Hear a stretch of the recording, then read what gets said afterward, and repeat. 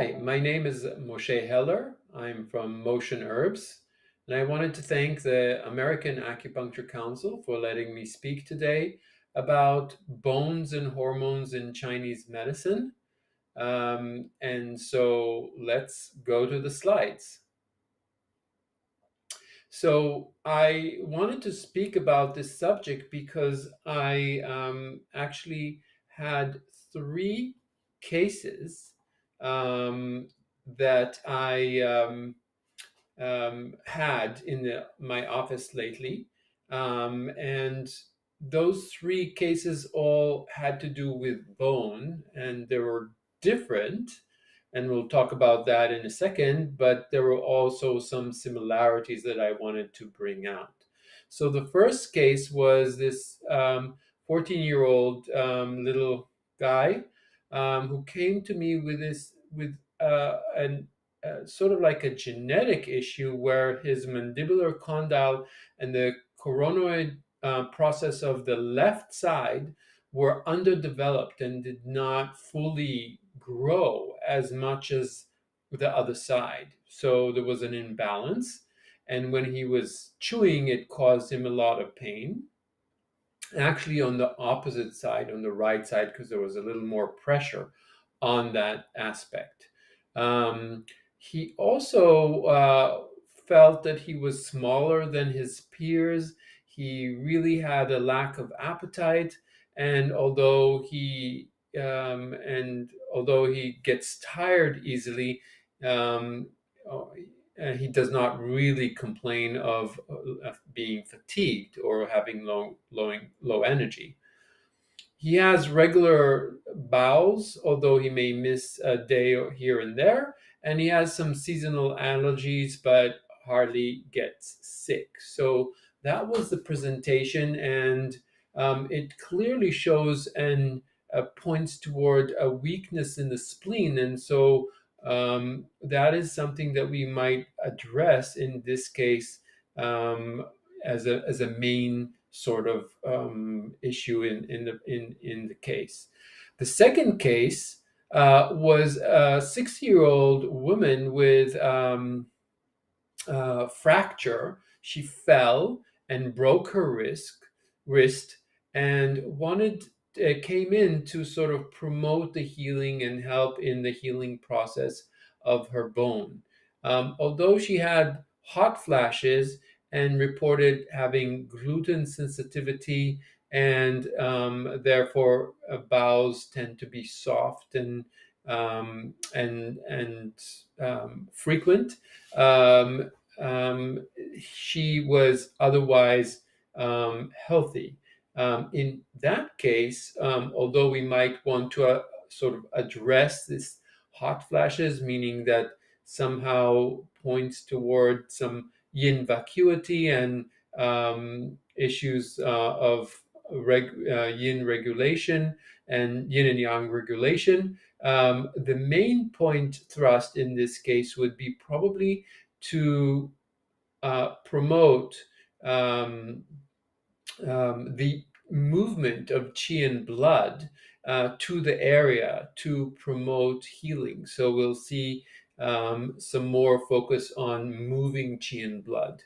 And the last case was this 45-year-old woman with osteopenia, which means that the bones are becoming more brittle and having less calcium in them. And she did experience early menopause. She was 45 and already had not been menstruating for a couple of years, having hot flashes, sleep issues, low back pain, and tended to be constipated. So in general, what we see in her in this case is that we might focus on strengthening the kidney and yin in her case. So we see three cases here, all kind of related to bone structure. And in all three cases, we might use a different sort of focal point to address them. And so I wanted to point out the similarities or the ideas, similar ideas that we're addressing in all three cases. And for that, I wanted to review the relationship of the bone to the organs and substances in our body in Chinese medicine. And I created these seven concepts that we need to maintain when we're working on bones. The first one is Jing. We have, and we'll talk a little bit about Jing in a second and what that means. Jing and kidneys work sort of together. The spleen is energy needs to be evaluated and making sure that it is strong and effective, because in order to build yin or Jing, the spleen needs to be strong. Then we also need to work on liver and heart. That also relates to circulation of qi and blood, respectively. So making sure the liver qi is flowing harmoniously and the heart qi is not blocked, and therefore qi and blood are flowing and harmoniously in our body. That's really super important um, to support bone growth. And also, of course, evaluating that qi in blood is sufficient and not deficient in any way, shape, or form. And also, the last point is the triple burner, which ties everything together. The triple burner function should be very also in balanced and uninhibited, in order for the triple burner to control or support the formation of yin and bone and jing. And that is also through the relationship of the triple burner to the yuan qi. So it is the distributor of yuan qi throughout the body, and that's an important concept to remember. I also wanted to make sure that we are remembering that the cycles of Jing are really especially significant in the beginning and at the end of our cycles. So we have in the females a 7-year Jing cycle, and for males, of course, 8-year cycles. Um, and we can see that we are sort of, the idea, the concept is we're born with 100% Jing, and then we're at when we at the end of life we end with zero Jing. Um, so we are expending Jing throughout our life. And by the way, there's an opposite curve where Shen, on the other hand, we're born with zero Shen and end up when we end up our life with 100% Shen. Um, so it's an opposite curve. But the most important thing I want to say is that, especially at the beginning and at the end of this Jing cycles, when we have issues with those aspects, we should be thinking of Shu Di Huan. So when there are issues with the Jing cycle, especially beginning and end, whether there's a, somebody born with a weakness of Jing, or the Jing has not been or has been expanded and there's not enough Jing at the end of life, always the herb of choice, or my thinking is always Shu Di Huang, because it is sort of addresses these imbalances in the beginning and end of life. So when we're thinking of building Jing, usually it requires a multifaceted approach. So Jing is very deep, and therefore we cannot just put a few points and expect an increase in the Jing. And so, although we believe that we are born with a certain amount of prenatal Jing, there is a concept of postnatal Jing, and postnatal Jing is influenced by or can be created when our life is balanced in all aspects, whether it's diet, rest, activity, emotional. Everything is balanced. Then we have surpluses, usually in production, and therefore we can keep them or make postnatal Jing that supports and reduces the amount of the prenatal Jing that we use on a daily basis. So when we're thinking about this multifaceted approach, we should think of both acupuncture, herbs, diet, and exercise, and emotional balance in life, and how we can support that. Acupuncture wise, we always think of UB11 as the point, it's influential point of bones and essence. So when we're trying to bring more essence to the body, UB11 is a point we might think of. And of course, also the influential point of essence is gallbladder 39. And of course, we need to think of kidney points. Kidney 3 as more of a yin point. Kidney 7 is both yin and yang. That's why I always think of her as a supported support, that it supports Jing, postnatal Jing production. And kidney 9 helps to also support postnatal kidney Jing production. Herbs, we look at herbs that are usually black and dark, and because then that points towards this kind of ability to support the Jing. So, as I said, Shu Di Huang is one, but also He Shi Wu and Huang Jing. Huang Jing is a very, very important because it's actually a qi tonic, and it allows the spleen qi to produce more Jing. It's a very powerful herb that we should always remember when we're addressing Jing. Rukong Rong is another one, and Gusui Bu both are Jing tonics and strengthen the kidney and the Jing, and are very important to include. Also, from a dietary point of view, bone broth is extremely important, and balancing this activity and rest and emotional state are all part of this process.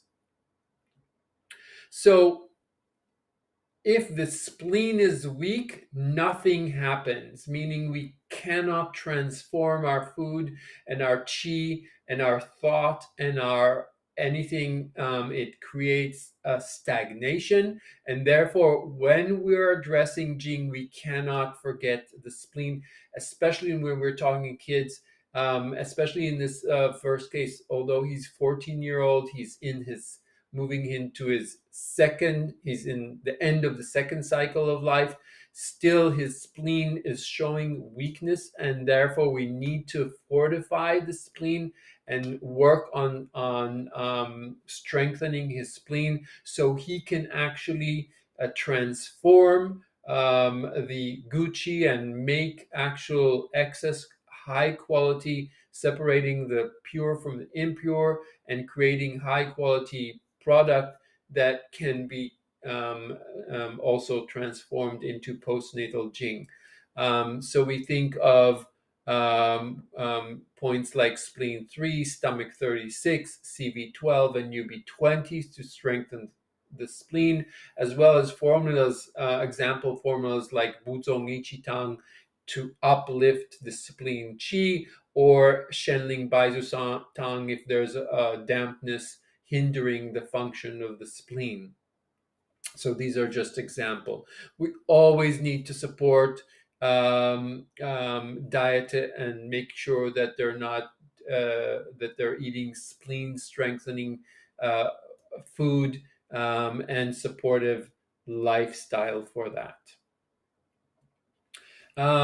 So we also need to make sure that qi and blood are not deficient and are flowing freely. Qi and blood is something that we should have abundance of.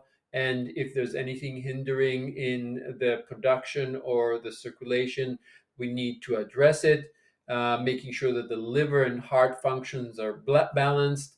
And that's something you need to check. And we also, in terms of herbs, we might include things in a formula that we are addressing in each one of those cases. For example, we could use a thing, herb called, herb example is Jishui Teng, which moves the blood and also can be used for cases of vacuity, or Hui Nushi, which is another very important blood mover that helps with bone repair and building.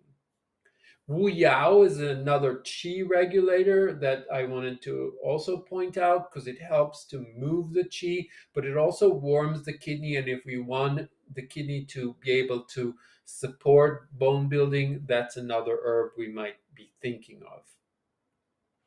And to conclude all this, what we covered, the triple burner ties everything together, makes everything possible. So that it plays an important part in the process of regulation, distribution, especially when we're talking about kidney function. And we can use herbs that affect the triple burner or open or regulate herbs like Wu Wei Zi. We can include that in a formula that builds bone to help that things move freely.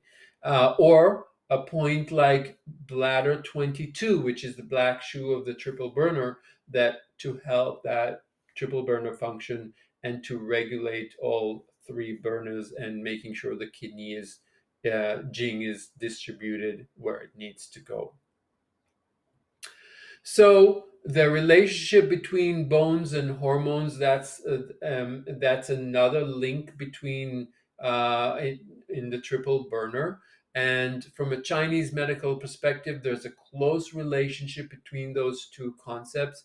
I always think that essence and Jing has a relationship to the hormonal balance in our body. And a lot of times when we see hormonal shifts, we'll see um, temperature fluctuations.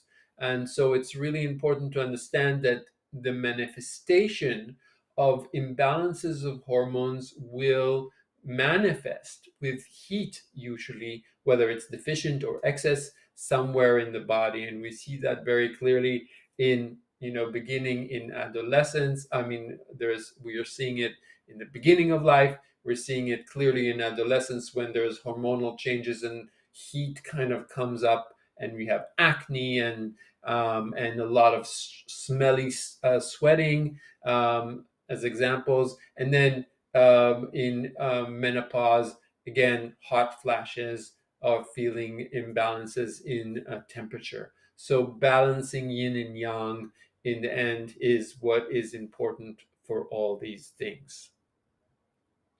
So I would like to again thank the Acupuncture Council for letting me present this, and I have the information here in the slide if anybody wants to connect with us with more information. And thank you again for the time.